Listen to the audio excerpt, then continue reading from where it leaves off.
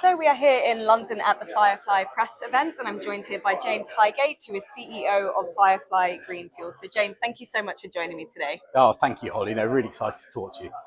So firstly, Firefly Green Fuels is commercializing a brand new pathway to sustainable aviation fuel using human sewage sludge, more politely referred to as biosolids. Yeah.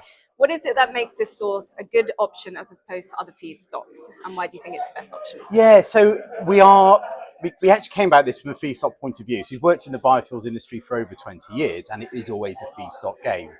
And so we wanted to find a feedstock that was fully biogenic, so no fossil carbon in it, highly abundant, so kind of available everywhere, growing, but importantly, low cost.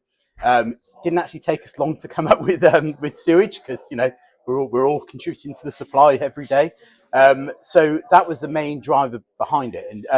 But being sewage actually, and the fact that it's wet, it didn't really fit into existing pathways for SAF production, which is why we are going through the process of establishing a new pathway to SAF production, utilising a process called hydrothermal liquefaction to make a bio-crude and a biochar, and then the bio-crude can be upgraded to sustainable aviation fuel, but also any fuels, basically. Fantastic. Now, the first of these refineries will be constructed in is it Harwich? In Harwich, yeah. In Essex. When will this refinery be fully operational, and how much will it be able to supply? Right. Okay. So I'm quite optimistic about this. So with the plans at the moment, the commercial refinery should be operational in 2028 or 2029. I'm always for the 2028 because I think it's going to happen and actually there's a lot of the infrastructure is already there. There's a small refinery there at the moment. We need to build in the hydro treatment side, then integrate it into the refinery that's there. So yeah, before the end of this decade. And what are the ambitions in terms of how much you'll be able to supply of our need? Sure. So this one will be, it's being designed to produce 100,000 tonnes of sustainable fuel. Approximately half of that is SAF. So it's a proportion of it. There's a potential from available feedstock, so the biosolids in the UK, to build 3 of these refineries. And I think that's what's exciting because this material is there. And so, but this will be the first one with a plan to scale to those 3. But actually, we've already got interest all over the world in this route. So the plan would be get this one going and then kind of do it everywhere. And of course, the figure that you mentioned, is that per year? Sorry, yes, so 100,000 tonnes per year. Okay, fantastic. Now, at the moment, SAF is quite costly compared to conventional jet fuel. On average, around 2.5 times higher in 2022, but I think you mentioned 6 to 10 times higher. So how will your SAF compare to the price of traditional jet fuel, and what is key to bringing the cost down, in your opinion? Yeah, it's like with any biofuel, really. Actually, the cost is all around the feedstock, and that's a nice thing. This feedstock's pretty inexpensive. So actually, we came about this saying, can we reach parity with fossil jet? With incentives, we believe we can, probably within the next decade. But it does show potential to be a lower cost, certainly a lower production cost SAF than many other routes. And I think that's what excites us, because then that will get the uptake we need, and what we want is the biggest positive environmental impact we can get out of it. And of course, collaboration is a word that's been used widely today. Yes. And of course, this wouldn't be possible without collaboration. So you've got involvement from other companies such as Haltermann Carless, Petrofac, CLG, and Wizz Air. Yes. So can you tell me in a nutshell what expertise each of these will be contributing to the project? Sure. Okay, so just to go through in the order. So Haltermann Carless, they actually operate the refinery that's currently there in Harwich. And so they have the site for us to build this first of a kind commercial facility. They have a lot of the infrastructure there already. They have the distillation capabilities and they have the blending capabilities. So we're great. There's a lot of this is already built and it's there, it's operating, and there's capacity for us to slot into that. When you look at Chevron Lummus Global, our process is a hydro treating process of the biocrude.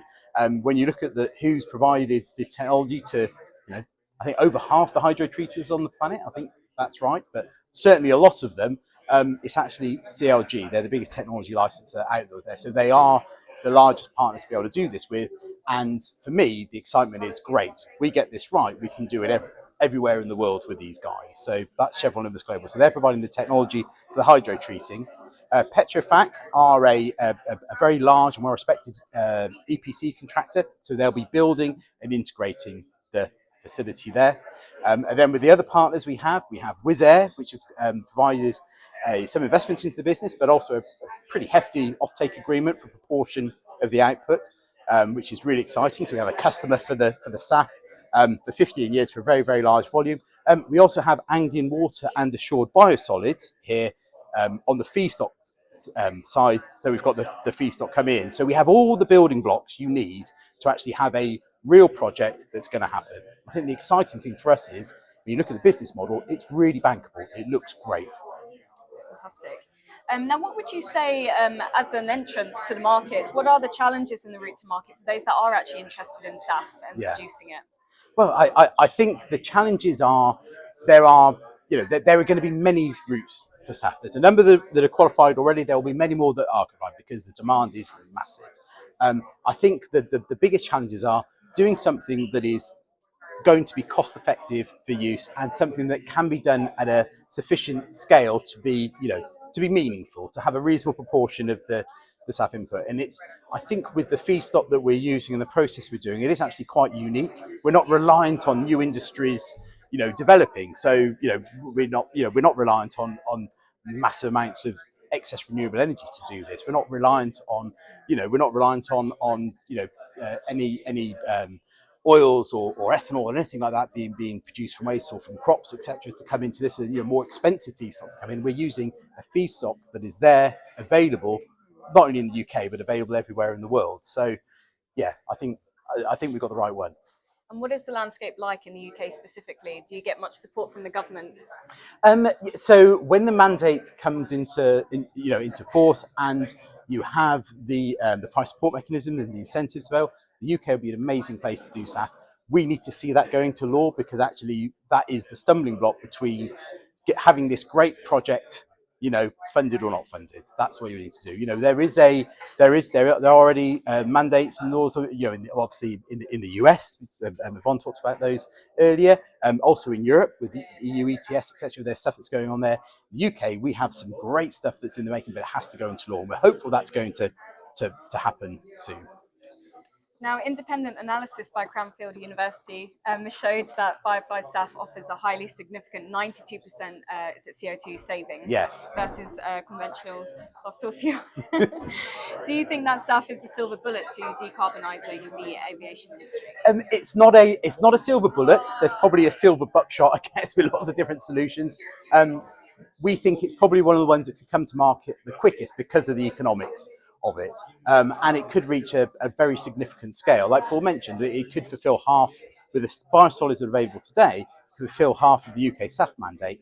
When you start looking outside of biosolids, so in the future we start looking at other materials, the numbers get very, very large indeed. When you start looking at other locations, so if you look at Mumbai, for example, 25 million people, there's a lot of investment into wastewater treatment there. We'll end up these biosolids at the end. You start thinking, well, what volume could that produce? Well, we looked at the Mumbai airport, and it could actually provide 80% of the aviation fuel for that airport. So you start modelling that across the world. No, it's amazing. That's hugely exciting. It is. James, It's so cool. That was my final question. Thank you so much. Brilliant.